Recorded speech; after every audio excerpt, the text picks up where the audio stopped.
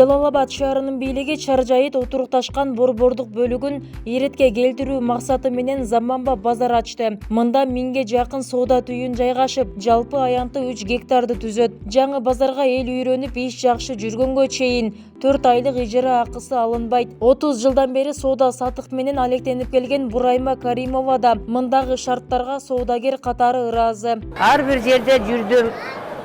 Места жок, ачыгын айткандачы кызым, мен шартка жараша алсам алат элем, албапмын. Ар жерде бир жерде турдум кызым, анан ушу местаны кылды. Шарты өтө жакшы. Мэриядагы балдар, мэрия, ошолорго ham чексиз шүгүрчүлүк, рахмат. Эже келип местаны алгыла, жаңы места.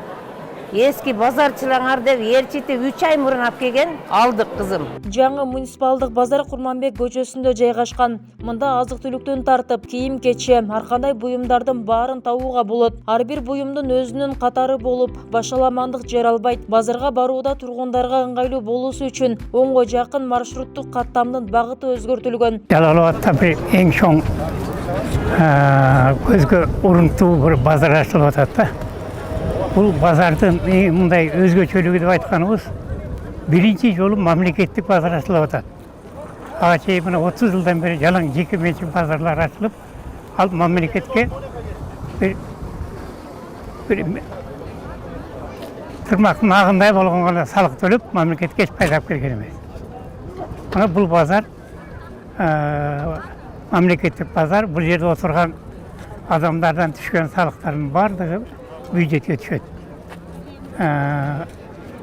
Мамлекет менен жанагы шылуундардын карапайым эл менен мамлекеттин ортосундагы шылуундарды жок кылдык да. Калаанын так ортосунда жайгашкан борбордук базарда элдин агымы менен кошо унаалардын тыгыны да орун алчу. Тротуардагы соода түйүндөр да тургундарга ыңгайсыздык жаратып, көп жылдардан бери эле коомчулуктун сынында болчу. Буга чейин тротуардагы соода жайларды көчүрүүгө базар болбогондуктан чечкиндүү кадамдар жасалбай келген. Учурда тротуардагы соода күркөлөрү алынып, алар муниципалдык жаңы базарга көчүрүлдү. Бүгүн Жалал Абад шаарында муниципалдык базардын ачылышы менен турабыз. Бул базар 2018 жылдан бери үстүндөгү тинекелерди алмаштыруудан башталган. Анан бул бөлүгүн 2020 жылдан бери иш аракет кылып атабыз да.